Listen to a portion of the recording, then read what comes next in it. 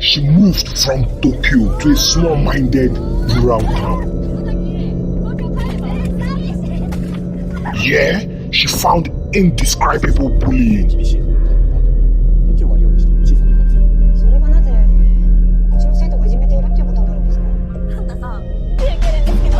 I had my family punched to death.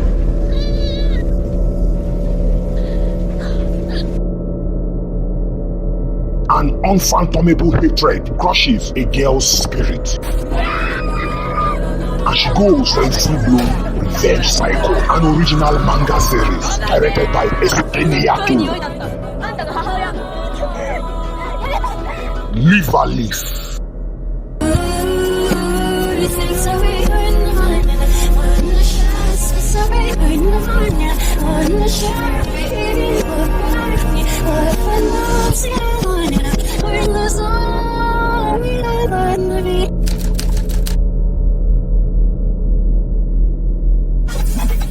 The movie begins with the main character of the movie, Haruka Nozaki. She is then approached by a handsome and smart classmate, Mitsuru Aiba, who asks her if she is waiting for someone. Nozaki replies yes, and Aiba greets her goodbye, opening her school locker to find dirt and dust inside it. While Nozaki is returning home, she is bullied by her classmates. They have stolen her shoes away from the locker and throw them in a pit full of mud, teasing her. Tachibana mentions that they are doing it because she played with the feelings of another girl, Taiko, but Taiko denies it and says that it has nothing to do with Aiba. Nozaki gets down inside the pit, but trips on the mud to get all dirty. She just picks up her shoes and the girls begin throwing her belongings from the bag all over the place. Nozaki silently gathers her belongings and walks back home.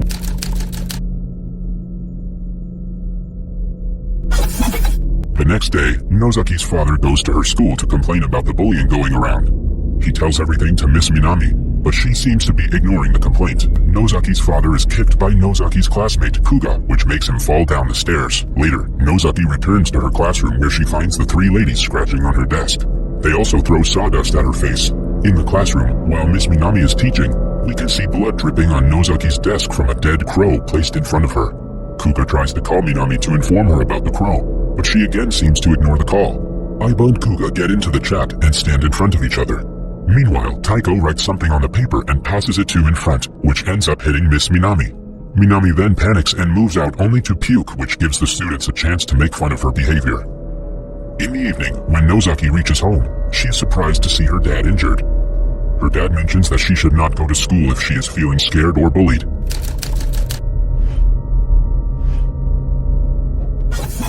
The next morning, Nozaki has a fever and her mother suggests she not go to school and keep resting.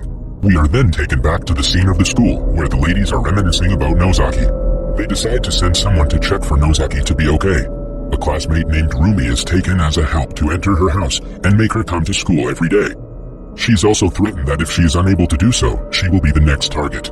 Rumi then visits her home. She sits down on the floor and asks Nozaki if she is all okay. When Nozaki tells her that she won't be coming to school before graduation, Rumi bursts out saying that if she doesn't come to the school, they will target and torture her. Rumi then clicks some pictures of her and asks her for a music CD for the proof that she has visited Nozaki.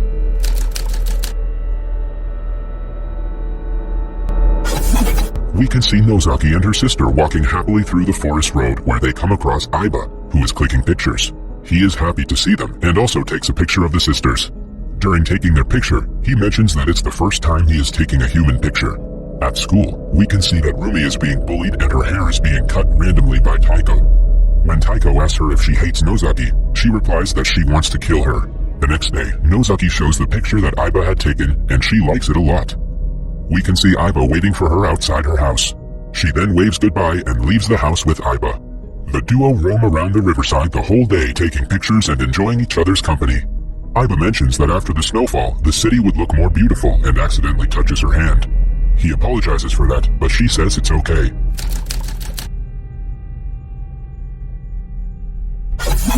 While they're returning to their home at night, they notice the college bullies walking past them looking at Nozaki's house. Nozaki then notices from afar that her house is on fire. She then rushes to her house where a crowd had gathered. She cries in fear and loss. Then Aiba enters the house and takes out the body of her little sister, which is severely burnt but is breathing. She is then taken to the hospital in an ambulance immediately. Her father and mother seem to have died inside the house. The hospital, where Nozaki's grandfather visits her. She is waiting outside the ICU where her sister is kept. She is now living with her grandfather at his house. At school, the group of bullies are afraid by thinking that if anyone finds out that the fire is caused by them, they will be screwed.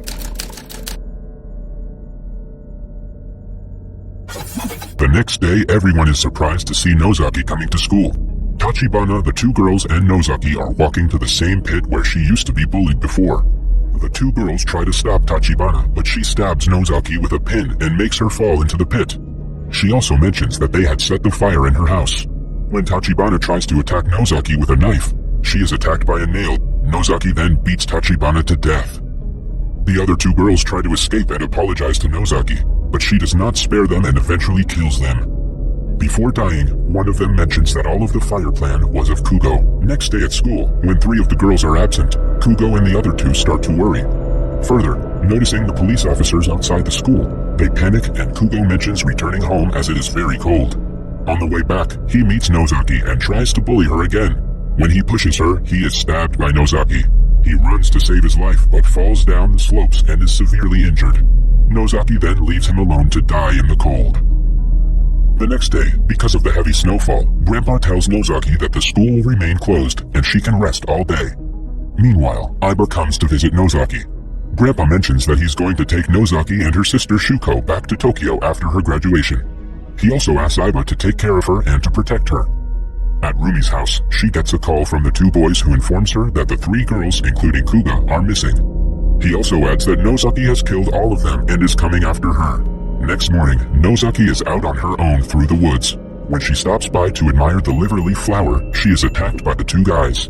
They underestimate Nozaki and decide to split up to hunt her. Ikegawa finds her and makes her fall onto the ground. He mentions that he likes her a lot and tries to kiss her, but she denies. Then he tries to force her to kiss, but suddenly is attacked by pliers by Nozaki.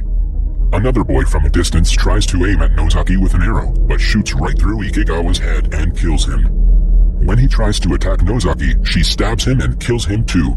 In the next scene, we can see the parents of the three girls at the school trying to complain about the missing girls. The next day, Aiba comes to visit Nozaki and the two go out for a walk. They reach the same place from where Aiba mentioned that the city would look good with snow covering it. They kiss for the first time and Aiba promises to protect her. At home, Aiba tells her grandmother that he would like to go to Tokyo for further study and wants to live with Nozaki as she has nobody to count on. We are then cut to the scene where Rumi is near the pit where Nozaki was bullied. She slides down the pit to find the dead bodies of the three girls. She is very frightened to see that and tries to call Taiko to inform about all this. However, Taiko does not answer any of her calls. Rumi, she had mentioned earlier that she would like to kill Nozaki. We are shown footage from the past where she mentions that she would make her burn inside her house, pouring kerosene all over. We are shown that Rumi is carrying a gallon of kerosene with her towards Nozaki's house. In the next scene, we can see Taiko coming to visit Nozaki at her house. After finding no one at the house, she starts to return back. On her way back, she notices Nozaki and stops to meet her. She returns the music CD which Rumi provided her and mentions that she has been listening to it all night. When the footage of their earlier friendship is shown, it turns out that they were best friends earlier, and when Nozaki started being closer to Aiba, their friendship was affected. When Taiko is about to return home, she apologizes to Nozaki for whatever she has done to her. On her way home, Taiko is attacked by Rumi with a knife. Rumi succeeds in injuring her legs and is happy to see Taiko scream. She then approaches to kill her, but is kicked by Taiko. Taiko manages to make a cut on her face, but still Rumi stabs her on her chest and runs away from there. In the next scene, Aiba calls Nozaki to inform her that he will join her in Tokyo, and both of them can live together. Nozaki replies that she won't be going to Tokyo and would rather stay there. After that, we can see some blood in Aiba's hand. He is also very angry to hear Nozaki refusing him. He slams the telephone and goes to his grandmother, who is severely injured by him. It turns out that Aiba attacked his grandmother to be with Nozaki. It is also revealed that he has killed his father and mother too. Aiba is also the one who has been bullied in his childhood by his father. Later, he leaves his grandmother on the floor to die. At Rumi's home, she is afraid, and when her mother asks her about what has happened, she just stabs at the door and requests her not to be so nice to her. Meanwhile, the parents of the missing students gather together at the school asking for details about their children. Miss Minami arrives there and the parents start insulting her. Minami explodes her anger of being bullied every single day and she vomits again. She falls on the road and gets crushed by the snow shredding machine to die instantly. At the hospital, we see Rumi trying to burn Shuko. Nozaki arrives in time and attacks her. When Rumi mentions that she should not kill anyone in front of her sister, she leaves her and Rumi runs away. While Nozaki is speaking with Aiba, a nurse comes running to inform Nozaki that her grandfather is severely injured and is at the hospital. Nozaki feels suspicious of Aiba and rushes towards him to check his hands. Her suspicion becomes true as she finds Aiba's hand full of blood. He further adds that the wound is because he tried to convince her grandmother a night before. Rumi arrives there and explains how she and other guys lit fire to her house. It turns out that they burned her mother alive outside their house. Rumi mentions that she loved the smell of the fire. When Nozaki's father arrived for help, another guy shot him on the leg. Rumi then started throwing kerosene all over his body along with Shuko. Though others tried to stop her, Rumi was the one who lit him on fire along with the little sister. After hearing this, Nozaki tries to attack her but gets stabbed by Rumi. Aiba brutally attacks Rumi and in this act throws his bag towards Nozaki. Nozaki finds a picture of her father and sister burning alive. Aiba had taken a picture of them before saving her sister. Nozaki is angry to see the picture, and Aiba tries to explain that he took it because he was intrigued by his act. Nozaki then takes out the knife from her stomach and tries to attack Aiba. After she attacks, Aiba gets angry at her and starts punching her in the face. Right then, Aiba picks up his camera to take a picture of her face. He notices the Liverleaf blooming and starts taking its pictures. He tells Nozaki to promise him that she will stay with him, otherwise he will leave her to die in the cold. Meanwhile, Nozaki picks up the bow and arrow of the guy she killed before and shoots right through the camera into the eyes of Aiba, killing him. After he dies, she starts moving forward towards her home, but is badly injured. She takes out and has a look at the necklace her sister gave her and falls flat on the road. In the last scene, we see Taiko taking her graduation certificate. She reaches towards their classroom and remembers how she and Nozaki used to be friends.